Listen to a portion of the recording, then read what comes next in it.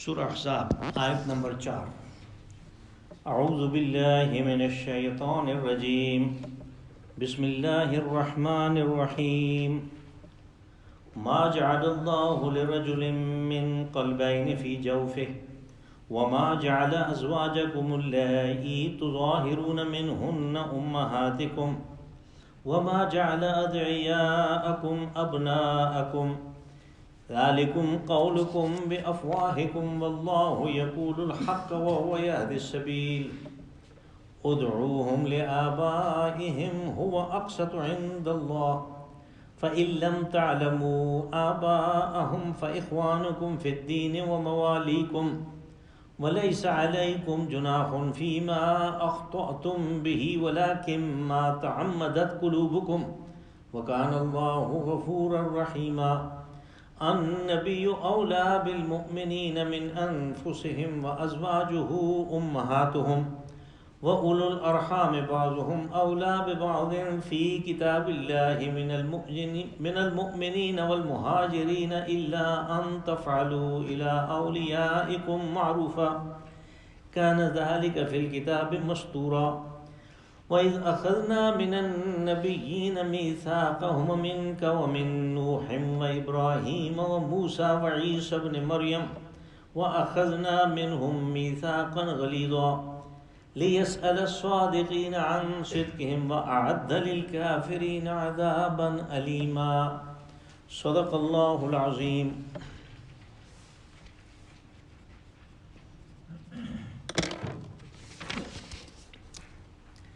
ما جعل اللہ لرجل من قلبین فی جوفہ، اللہ نے کسی شخص کے سینے میں دو دل نہیں بنائے. وما جعل ازواجکم اللائی تظاہرون منہن امہاتکم، اور نہیں اس نے تمہاری ان بیویوں کو جن کے ساتھ تم نے اظہار کیا تمہاری مائیں بنا دیا. وما جعل ادعیاءکم ابناءکم، اور نہیں تمہارے منہ بولے بیٹے کبھی تمہارے شربی بیٹے کی طرح ہو سکتے ہیں. ذالکم قولکم بافواہکم، یہ باتیں تو تمہارے اپنے منہ سے نکلی ہوئی ہیں. واللہ یقول الحق وهو یہدی السبیل، اللہ حق بیان کرتا ہے اور تمہیں سیدھی راہ کی طرف رہنمائی کرتا ہے. ادعوہم لآبائہم هو اقسط عند اللہ، ان منہ بولے بیٹوں کو ان کے باپوں کی نسبت سے بلایا کرو، یہ اللہ کے نزدیک زیادہ قرین انصاف ہے. فَإِن لَمْ تَعْلَمُوا آبَاءَهُمْ فَإِخْوَانُكُمْ فِي الدِّينِ وَمَوَالِيكُمْ، اگر تم ان کے باپوں کو نہیں جانتے تو پھر یہ دینی بھائی ہیں تمہارے، یا یوں کہہ لیں کہ یہ تمہارے مولا ہیں، آزاد کردہ غلام کی طرح ہیں. وَلَيْسَ عَلَيْكُمْ جُنَاحٌ فِيمَا أَخْطَأْتُمْ بِهِ وَلَكِنْ مَا تَعَمَّدَتْ قُلُوبُكُمْ، اور جو کچھ اس سے پہلے ہو چکا اس کے بارے میں تمہارے اوپر کوئی گناہ نہیں ہے، لیکن اگر تم آئندہ بھی اس قسم کا کام کرو تو پھر ظاہر ہے پکڑ ہوگی. وَكَانَ اللَّهُ غَفُورًا رَحِيمًا، اور اللہ بخشنے والا مہربان ہے. النبی اولیٰ بالمؤمنین من انفسہم وازواجہ امہاتکم، نبی کا مقام یہ ہے کہ وہ مومنین کے لیے عزت و احترام کے لحاظ سے ان کی اپنی جانوں سے بھی آگے ہے، اور اس کی جو بیویاں ہیں یعنی نبی کی بیویاں وہ امت والوں کے لیے ماؤں کا درجہ رکھتی ہیں. وَأُولُو الْأَرْحَامِ بَعْضُهُمْ أَوْلَىٰ بِبَعْضٍ فِي كِتَابِ اللَّهِ مِنَ الْمُؤْمِنِينَ وَالْمُهَاجِرِينَ، اور جو رحم کے رشتے ہیں وہ ایک دوسرے کے زیادہ قریب ہیں، اقرب فالاقرب ہیں مہاجرین اور دوسرے مومنین انصار کی نسبت میں.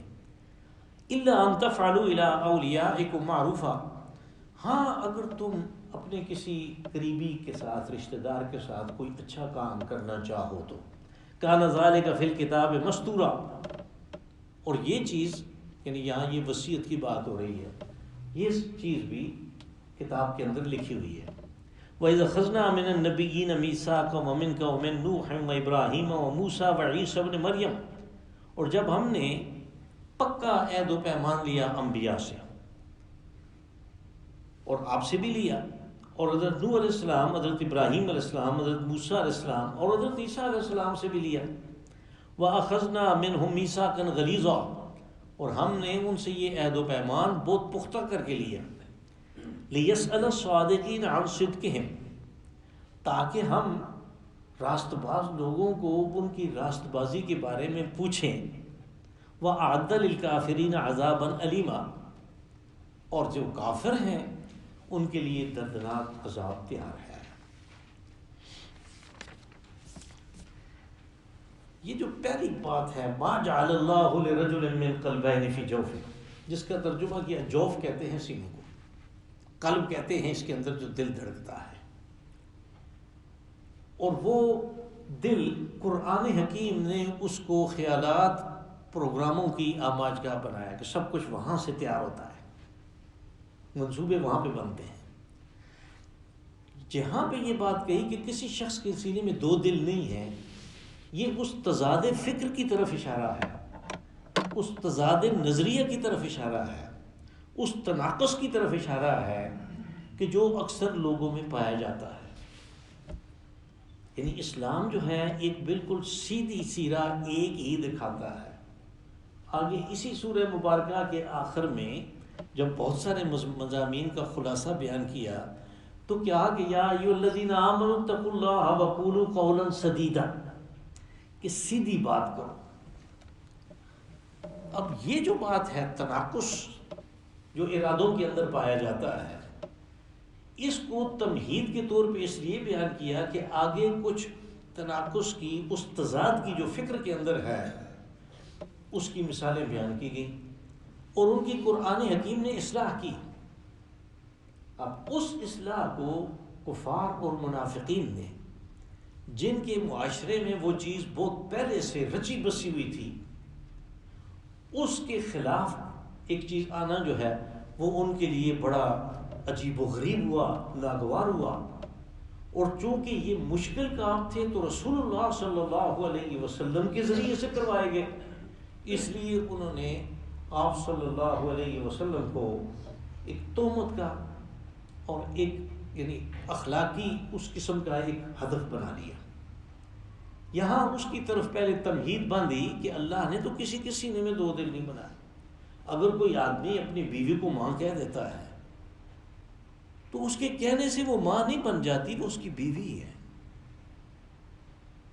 اور اسی طرح اگر کسی دوسرے کے بیٹے کو وہ اپنا بیٹا کہہ دیتا ہے، منہ بولا بیٹا کہہ دیتا ہے کہ یہ میرے بیٹے کی طرح ہے، تو وہ اس کا بیٹا بنتا نہیں ہے۔ لیکن جو عرب معاشرہ تھا اس میں یہ چیز تھی کہ وہ جب کسی اپنی بیوی کو جب کوئی شخص ماں سے یا کسی اور ایسے رشتے سے یاد کر لے جو کہ حرام ہے، جیسے بہن ہے، خالہ ہے، پھوپھی ہے، وغیرہ وغیرہ جو ہم پڑھ آئے ہیں پہلے، تو پھر وہ اس کو طلاق مغلظ کہتے تھے۔ یعنی اس کے بعد ان کے اندر مراجعت کی، دوبارہ میاں بیوی کے طور پہ رہنے کی، ازواجی تعلقات استوار کرنے کی کوئی صورت نہیں۔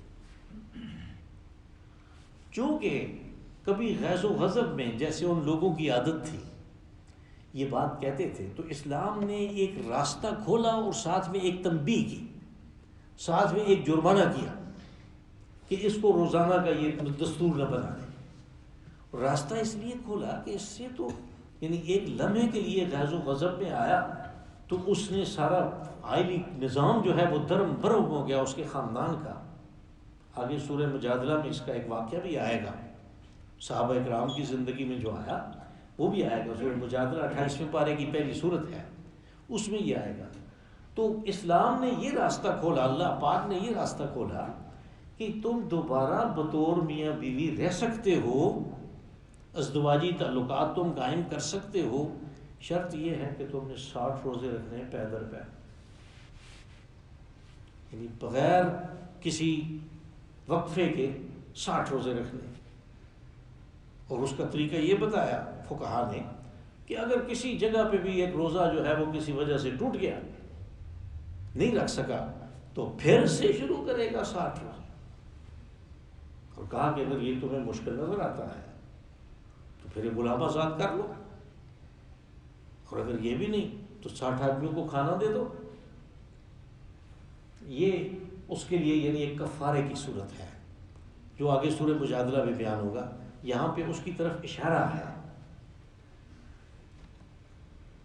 تو یہ دو چیزیں تھیں ایسی، کہا کہ وما جعل ازواجکم اللاتی تظاہرون منہن امہاتکم، یہ تظاہرون زہار سے ہے، زہار پیٹھ کو کہتے ہیں، زہر پیٹھ کو کہتے ہیں۔ زہار اس سے ایک اصطلاح بنی کہ وہ لوگ اس طرح کہتے تھے کہ جس کا ترجمہ یہ بنتا ہے کہ بیوی سے کہتے تھے کہ تم میرے لیے ایسے ہو جیسے میری ماں کی پیٹھ، اور یہ پھر بھی زہار ہو جاتا ہے کہ اگر اس کو پیٹھ کے بجائے کسی اور جسم کے حصے سے بھی یاد کرے تو پھر بھی زہار کی شکل بن جاتی ہے، وہ زہار ہی ہوتا ہے۔ کہا کہ یہاں پہ یہ چیز ہے کہ تم نے جو اپنی بیویوں کے ساتھ زہار کیا تو وہ تمہاری مائیں تو نہیں بن گئی۔ وما جعل ادعیاءکم ابناءکم، اور نہیں کوئی منہ بولا بیٹا جس کو بیٹا کہہ دیا ہو کہ یہ میرے لیے میرے بیٹے کی طرح ہے، وہ تمہارا بیٹا بنتا۔ تو جیسے میں نے گزارش کی اس جاہلی معاشرے میں یہ تھا کہ جب کسی کو بیٹا کہہ دیتے تھے تو وہ اس کا فرض بھی ہوتا تھا، اس کی بیوی اس کی طلاق کے بعد یا انتقال کے بعد وہ بھی اس کے اوپر اسی طرح حرام ہوتی تھی جیسے بیٹے کی بیوی ہے جو اپنی بہو ہوتی ہے۔ تو اس کو یعنی بالکل سلبی بیٹے کو اور منہ بولے بیٹے کو دو علیحدہ علیحدہ چیزیں بنا دیا کہ یہ سلبی بیٹے کی طرح نہیں ہو سکتا۔ ذالکم قولکم بافواہکم، کہا یہ تو تمہارے منہ کی بات ہے، تم نے اپنے منہ سے ایک بات نکال دی کہ یہ میرا بیٹا ہے تو وہ بیٹا تو نہیں بن گیا۔ واللہ یقول الحق وہو یہدی السبیل، کہ اللہ تو حق بیان کرتا ہے۔ اب یہ حق اس لیے بیان ہوا کہ اسلام میں جو خاندان ہے، جو شجرہ نسب ہے، اس کی بہت اہمیت ہے، اس کو بگاڑا نہیں جا سکتا۔ یہاں پہ اس کی طرف میں اشارہ کر دوں کہ حضرت زید جو تھے رضی اللہ عنہ، یہ اپنے قبیلہ، یہ قبیلے کا نام تھا کلب، وہ جنوب میں رہتے تھے۔ تو کسی سفر کے دوران اس قبیلے کے لوگوں کے اوپر کسی نے ڈاکہ ڈالا، اب اس میں کچھ آدمی مر گئے، کچھ بھاگ گئے، انہوں نے مال وغیرہ لوٹ لیا۔ تو جو مال لوٹا اس میں یہ بچہ بھی تھا، تو بچے کو آ کے انہوں نے اوکاز کی منڈی میں فروخت کر دیا، اور اس کو خرید لیا حکیم بن حزام نے۔ یہ صحابی ہوئے جلیل القدر، بعد میں حکیم بن حزام نے خرید لیا اور آ کے اس کو اپنی پھوپھی کو دے دیا کہ یہ تمہاری خدمت کے لیے ہے۔ غلام ہے نا خریدا ہوا، وہ پھوپھی دی خدیجۃ الکبریٰ رضی اللہ عنہ۔ جب نکاح ہوا رسول اللہ صلی اللہ علیہ وسلم کے ساتھ حضرت خدیجہ کا، تو انہوں نے حضرت زید کو رسول اللہ صلی اللہ علیہ وسلم کی خدمت پہ مامور کر دیا، کہا یہ آپ کے لیے، یعنی اس کو ہبہ کر دیا۔ رسول اللہ صلی اللہ علیہ وسلم نے اس وقت کے دستور کے مطابق حضرت زید کو کہا یہ میرا بیٹا ہے، اور لوگ ان کو زید بن محمد کہنے لگے صلی اللہ علیہ وسلم۔ اب کچھ عرصے کے بعد اس کے جو والد ہیں وہ اور چچا، وہ ڈھونڈتے ڈھونڈتے پتہ کرتے کرتے وہ آ گئے مکہ میں، اور انہوں نے کہا وہ شرجیل جو تھا وہ تو اپنے قبیلے کا رئیس تھا، یہ اس کا بیٹا تھا، حرثہ بن شرجیل۔ تو وہ آ گئے تو انہوں نے کہا کہ یہ تو آپ نے جو رقم ادا کی ہے اس کو خریدتے وقت یا جو کچھ بھی ہے وہ ہم سے لے لیں اور یہ ہمارے حوالے کر دیں۔ رسول اللہ صلی اللہ علیہ وسلم نے فرمایا کہ یہ بات زید کے اوپر چھوڑتے ہیں کہ وہ ادھر رہنا چاہتا ہے یا آپ کے ساتھ جانا چاہتا ہے، آپ کے ساتھ جائے تو ہم کچھ بھی نہیں دیں گے آپ سے۔ جب اس کو بلا کے پوچھا تو اس نے کہا نہیں میں ادھر ہی رہوں گا، یعنی اس نے رسول صلی اللہ علیہ وسلم کی غلامی کو اس کلب کی، قبیلہ کلب کی سرداری پہ ترجیح دی۔ یہ اس وقت کی بات ہے جب آپ نے ابھی اپنے رسول اور نبی ہونے کا اعلان نہیں کیا تھا، اب وحی نہیں آئی تھی، پہلی وحی نہیں آئی تھی۔ اور اس چیز کے اوپر تو بہت سے لوگوں نے شعر و شاعری بھی کی ہے جس کا ہمارے پاس وقت نہیں ہے۔ تو یہاں پہ ان زید کی بات ہو رہی ہے، زید بن محمد. تو یہ تھے زید بن حارثہ، وہ بڑے قابل شخص تھے.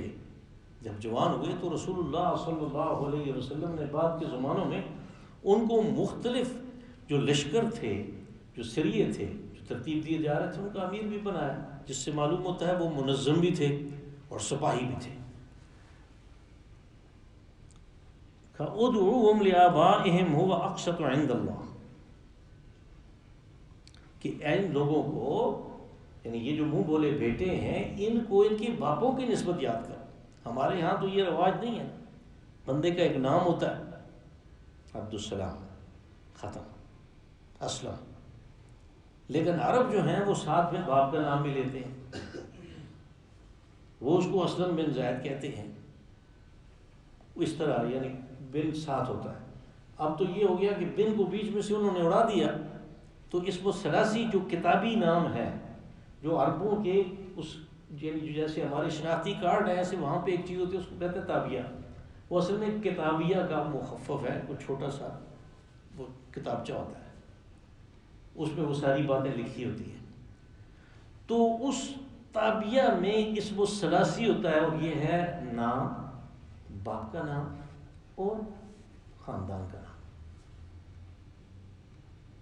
یہ تین چیزیں اس میں ہوتی ہیں.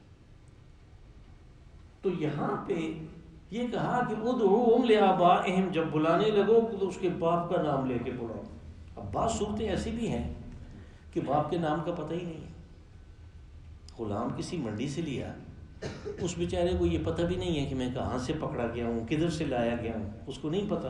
تو اس کا بھی اس حال بتا دیا کہ فَإِن لَمْ تَعْلَمُوا آبَاءَهُمْ فَإِخْوَانُكُمْ فِي الدِّينِ، کہ اگر تم ان کے باپوں کو نہیں جانتے تو یہ تمہارے دینی بھائی ہیں، یہ تمہارے دینی بھائی ہیں. تم ان کو اپنے اس یعنی کسی بھی اچھے نام سے اس کو منسوب کر سکتے ہو. یہ جو اخوانکم فی الدین ہے، یعنی دینی بھائی کہ یہ جو اصطلاح ہے یہ ان کے اندر قرآن پاک نے متعارف کروائی ہے. پہلے یہ تھا کہ وہ قبیلوں کے سسٹم پہ زندہ تھے، اور قبیلہ جو ہے اس کا بھی اسی کا صرف نام ساتھ میں آتا تھا، دوسرے کسی کا نہیں ہو سکتا تھا.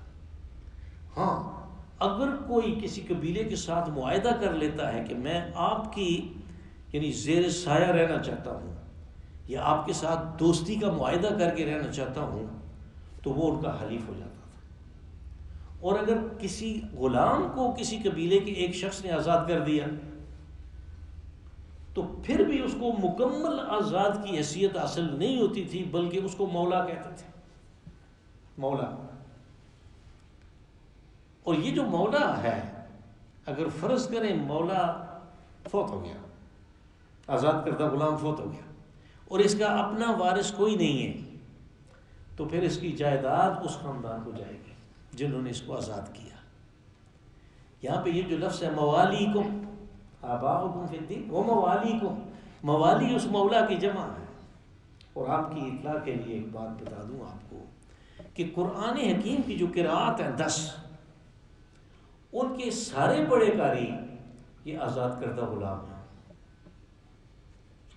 جیسے ہمارے قاری ہیں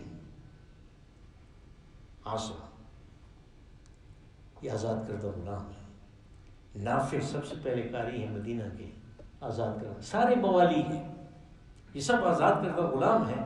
یہ قرآن پاک کے وہ قاری ہیں کہ جن کی قرات کو متواترہ کہا گیا اور تسلیم کیا گیا کہ یہ صحیح ہے. اس کے علاوہ اگر کوئی اور کسی طریقے سے پڑھتا ہے، اس لیے کہ عربی زبان میں تو بہت وسعت ہے، تو آپ اسی ترجمے کو یعنی اسی مفہوم کو کسی اور لفظ سے بھی ادا کر سکتے ہیں، تو اس کی اجازت نہیں ہے. صرف یہ قاری ہوں گے جن کی قرات پڑھی جائے گی. موالی کو تو اگر وہ بھی نہیں ہے تو تمہارے آزاد کردہ غلام ہیں تو کوئی مسئلہ نہیں ہے. وَلَيْسَ عَلَيْكُمْ جُنَاحٌ فِي مَا أَخْطَأْتُمْ بِهِ، اور اس سے پہلے جو کچھ ہوتا رہا اس کے اوپر کوئی مواخذہ نہیں ہے، کوئی گناہ نہیں، اس لیے کہ اللہ نے یہ قانون ابھی اتارا ہی نہیں تھا. تو لوگ اگر زید بن محمد کہتے تھے تو کوئی بات نہیں. اسی طرح دوسرے غلاموں کو آزاد متبنہ کو اگر ان کے آقاؤں کی نسبت وہ لے کے بلاتے تھے تو کوئی بات نہیں. لیکن اب جو ہے وَلَٰكِن مَّا تَعَمَّدَتْ قُلُوبُكُمْ، اگر یہ تعلیمات آ گئیں، یہ روشنی آ گئی، تو واپس کوئی اندھیرے میں جاتا ہے باقاعدہ ارادہ کر کے کہ نہیں میں یہی کروں گا، تو اس کے ساتھ لاکن کا لفظ آیا کہ پھر اس کے اوپر مواخذہ ہے، پھر اس کو گرفت میں لیا جائے گا، اس کو حساب دینا پڑے گا اس بات کا کہ ان تعلیمات کے اوپر کیوں نہیں عمل کیا۔ وَقَانَ اللَّهُ غَفُورًا رَحِيمًا، اور یہ جو کہا کہ پہلے وہ کہتے رہے اور وہ غلط بات تھی تو اس کو بخش دیا، اس کا کوئی مواخذہ نہیں ہے، اس لیے ہے کہ اللہ بخشنے والا ہے اور مہربان ہے۔ النبی اولیٰ بالمؤمنین من انفسہم، اب رسول نبی علیہ الصلوۃ والسلام کی جو مقام ہے امت میں اس کی وضاحت کی، کہا کہ نبی کا مقام یہ ہے کہ مومنین کے لیے وہ ان کے اپنی جانوں سے بھی زیادہ آگے ہے۔ اولا یعنی وہ مقدم ہے، وہ پہلے ہے، یہی وہ چیز ہے جس کو رسول علیہ الصلوۃ والسلام نے بیان فرمایا کہ تم میں سے کوئی اس وقت تک مومن نہیں ہو سکتا جب تک کہ میں اس کے لیے اس کے ماں باپ، اس کی اولاد اور اس کی اپنی جان سے بھی پیارا نہ ہو جاؤں۔ اسی چیز کی وہ وضاحت ہے وہ حدیث جس کو آپ اکثر سنتے رہتے ہیں، لوگ بیان کرتے رہتے ہیں۔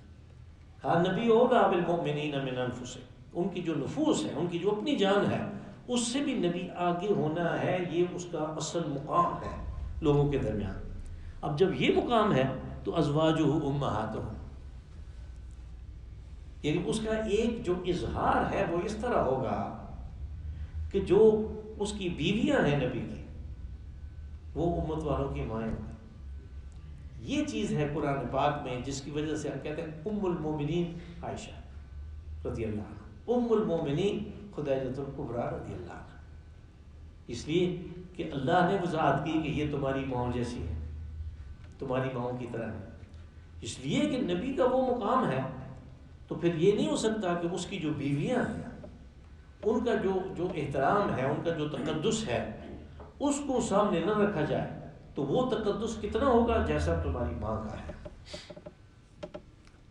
وَأُولُو الْأَرْحَامِ بَعْضُهُمْ أَوْلَىٰ بِبَعْضٍ فِي كِتَابِ اللَّهِ، کا یہ سب کچھ ہے، تمہارے اپنے آپ سے بھی نبی آگے ہے، مقدم ہے، اس کی بیویاں مائیں ہیں، لیکن جہاں تک وراثت کا تعلق ہے تو جو اولو الارحام ہیں، جو رحم کے رشتے ہیں، وہ مقدم ہے اس معاملے میں۔ یہ جو کہا فی کتاب اللہ، یہ فی کتاب اللہ جو ہے ان رحم کے رشتوں کے جو حصے ہیں، وراثت کے جو حصے ہیں، ان کو سورہ نساء کی شروع میں بیان کیا، تو یہاں پہ یہ اس طرف اشارہ ہے کہ یہ پہلے بیان ہو چکا کہ اولو الارحام کو میں سے کس کو کتنا حصہ ملے گا، تو وہ اس کی وراثت میں سے نبی اگرچہ اپنی اس کی جان سے آگے ہے، نبی کی بیویاں اس کی ماں ہیں، لیکن ان کا حصہ نہیں ہے، وہاں پہ حصہ اولو الارحام کا ہوگا۔ اب یہ جو اولو الارحام، ارحام کیا ہے؟ اور رحم سے ہے، یعنی رحم ایک رحم ہے جس سے دو، ایک بیٹا اور ایک بیٹی پیدا ہوئے، یہ اولو الارحام ہے، ان کا اس مشترک رحم کی وجہ سے، اس مشترک بوم کی وجہ سے جہاں ان کی پرورش ہوئی، ایک رشتہ ہے۔ اس کی ایک مثال یعنی قرآن حکیم نے یہ اس کو جو مقدم ٹھہرایا، تو وہ میں آپ کو وراثت کے قانون سے دوں کہ آپ فرض کریں کہ ایک آدمی جو ہے وہ مر گیا، اب یہ کلالہ ہے، اس قسم کا آدمی ہے کہ اس کے اپنی نہ شادی ہوئی ہے، نہ اس کی کوئی بیوی اور بچے ہیں، اور نہ اس کے ماں باپ، ہاں اس کے بہن بھائی بہت ہیں، تو ان کی دو قسمیں ہیں کہ اس کے باپ نے ایک شادی کی، اس سے بچے ہوئے، پھر دوسری شادی کی، اس سے بچے ہوئے، اب اس کی وراثت ان کو جائے گی جو اس کے ماں جائے ہیں، ان کی موجودگی میں جو دوسرے بھائی ہیں، اگرچہ وراثت باپ کی طرف سے آئی ہے، لیکن ان ماں جائوں کی موجودگی میں جو دوسرے ہیں، جن کی ماں اس کے ساتھ مشترک نہیں ہے، ان کو یہ نہیں حصہ جائے گا۔ وہ چیز میں وہاں پہ بھی بیان کر چکا ہوں، کیونکہ یہ خاص مسئلہ ہے تو اس کا میں نے اولو الارحام کی وجہ سے تذکرہ کر دیا۔ فی کتاب اللہ یعنی اللہ کی کتاب میں، قرآن پاک میں پہلے بیان ہو چکا۔ من المؤمنین والمہاجرین، کہ باقی سارے جو مومن ہیں، جو مہاجرین ہیں یا انصار میں سے ہیں، ان کی نسبت وراثت جو ہے وہ اولو الارحام میں ہوگی.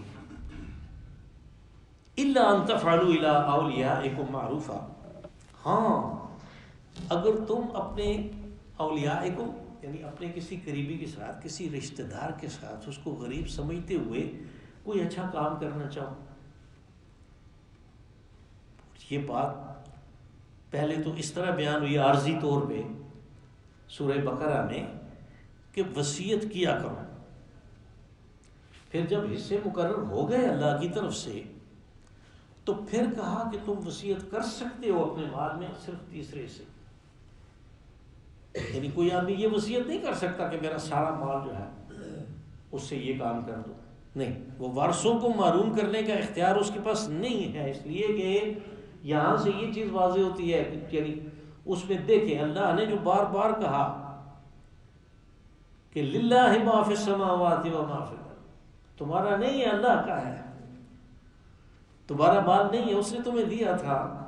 تو اس نے قانون بنا دیا کہ تم کسی کے ساتھ اپنے رشتہ داروں میں سے کوئی غریب ہے، کوئی ضرورت مند ہے، اس کے نام کچھ کرنا چاہتے ہو، اس کو کچھ دینا چاہتے ہو تو تم دے سکتے ہو، لیکن تیسرے حصے سے زیادہ نہیں. 2/3 پھر بھی وارثوں کو جائے گا. تو یہ وہ جو استثناء ہے الا ان تفعلوا الى اولیاءکم معروفا کان ذلک فی الکتاب مسطورا، کہ یہ چیز بھی کتاب میں لکھی ہوئی ہے. وہ جو رکوع ہے نا لیس البر ان تولوا وجوہکم، تو اس کے آخر میں وہ آیت نمبر 141 ہے سورہ بقرہ کی، اس رکوع کے آخر میں یہ وصیت کے بارے میں ہے. وَإِذْ أَخَذْنَا مِنَ النَّبِيِّينَ مِيثَاقَهُمْ، کہا کہ جب ہم نے تمام انبیاء سے، میثاق کہتے ہیں اس قول و قرار کو جو ذرا پختہ ہو. ایک تو ایسے ہی قول و قرار ہوتا ہے نا، فضول میں بات کر دی، ہاں ٹھیک ہے جی میں یہی کروں، نہیں یہ پختہ ہے کہ نہیں یہ ہوگا، یہ کریں، اس کو میثاق کہتے ہیں. کہا ہم نے میثاق یعنی پختہ قول و قرار لیا انبیاء سے، وہ من کا، اور اے رسول صلی اللہ علیہ وسلم آپ سے. وہ کون سا قول و قرار ہے جس کی طرف یہاں ہی اسی سورہ مبارکہ میں بالکل پہلے آیت نمبر 2 میں یہ بات آئی کہ وَاتَّبِعْ مَا يُوحَىٰ إِلَيْكَ مِن رَبِّكَ، کہ تمہارے رب کی طرف سے جو وحی ہو رہی ہے اس کا اتباع کرو، اس کے اوپر عمل کرنا ہے. یہ قول و قرار ہے. اور یہی قول و قرار جو ہے باقی انبیاء سے جن کے یہاں پہ نام آئے یا جن کے نہیں آئے ان سے بھی لیا گیا. وہ کون سے ہیں؟ حضرت نوح علیہ السلام،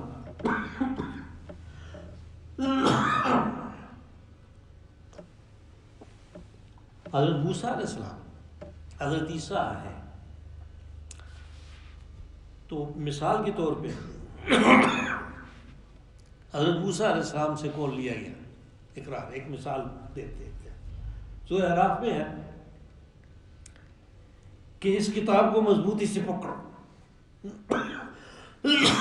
اور اس کے اوپر خود بھی عمل کرو، قوم کو بھی عمل کرو. سورہ اعراف میں یہ قول و قرار ہے اور انہوں نے کیا. اور پھر یہی قول و قرار جب حضرت موسیٰ علیہ السلام 70 آدمی لے کر گئے کوہ طور پہ تو ان سرداروں کی موجودگی میں لیا گیا اور اس کو اس طرح پختہ کیا گیا کہ کوہ طور کو ان کے سروں پہ معلق کیا گیا، صاحبان بنایا گیا، تاکہ پتہ چلے کہ جس کے ساتھ ہم عہد کر رہے ہیں وہ کتنی طاقت کا مالک ہے. یہ اور پھر آخر میں آگے وَأَخَذْنَا مِنْهُم مِيثَاقًا غَلِيظًا، یہ غلیظ جو ہے یہ سخت کو کہتے ہیں. ہمارے ہاں جب آیا اردو میں تو اس کا مفہوم بالکل ہی تبدیل ہو گیا، یعنی ایک ناپاک چیز کو کہنے لگے آپ. یہ عذاب کے بارے میں بھی آتا ہے، دوزخ کے عذاب میں بارے میں عذابًا غلیظا، اور یہاں پہ میثاقًا غلیظا یعنی اس کو میثاق میں نے کہا کہ وہ ہے ہی سخت قسم، ہے ہی پختہ عہد. اس کے اوپر مزید تاکید کی کہ وہ ہم نے جو عہد لیا تھا وہ ویسے ہی نہیں تھا، وہ بڑا پختہ قسم کا عہد تھا. تو اس عہد کا جو مقصد ہے وہ آخری آیت میں بتایا، لِيَسْأَلَ الصَّادِقِينَ عَنْ صِدْقِهِمْ، تاکہ ہم راست باز لوگوں سے ان کی راست بازی کے بارے میں پوچھیں. یہ جو صادق ہے اور جو صدق ہے اس کا معنی ہم کر دیتے ہیں سچا، لیکن یہ سچے سے ذرا آگے کی چیز ہے۔ ایک سچ ہوتا ہے جو واقعہ کے عین مطابق کوئی بیان کر دیتا ہے، ہم کہتے ہیں یہ سچ ہے، لیکن ایک سچ وہ ہوتا ہے کہ جو اس نے واقعہ کے عین مطابق بیان کیا لیکن اس کا دل بھی اس کے اوپر ٹھک گیا، گواہی دیتا ہے کہ ہاں یہی ٹھیک ہے۔ کبھی ایسے ہوتا ہے کہ آدمی واقعہ تو عین مطابق بیان کر دیتا ہے، جیسے منافق آ کے کہتا ہے کہ آپ اللہ کے رسول ہیں، اور اس نے بڑی زبردست بات کی، بالکل صحیح بات کی، سچ کا، لیکن اس کے دل میں یہ چیز نہیں ہے، اس نے دل سے رسول کو رسول نہیں مانا۔ اللہ نے کہا کہ انہم کاذبون، یہ جھوٹا ہے۔ تو اس لیے میں اس کو سچا نہیں بلکہ اس کا ترجمہ راست باز کر رہا ہوں، تاکہ ہم پوچھیں راست بازوں سے ان کی راست بازی کے بارے میں۔ پوچھ کے کیا کرنا ہے؟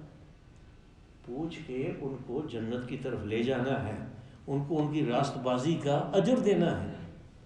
اور جو دوسرے ہیں ان کا یہاں پہ تذکرہ کرنے کی ضرورت ہی نہیں ہے کہ جھوٹوں سے بھی، دغا بازوں سے بھی تو پوچھا جائے گا، تو پوچھ کے ان کو وہ مکمل کر کے کام جو عدل و انصاف کا، جو قسط کا ہے کہ گواہوں کے سامنے سب کچھ ہو جائے، تو پھر ان کو دوزخ کی طرف بھیجا جائے گا۔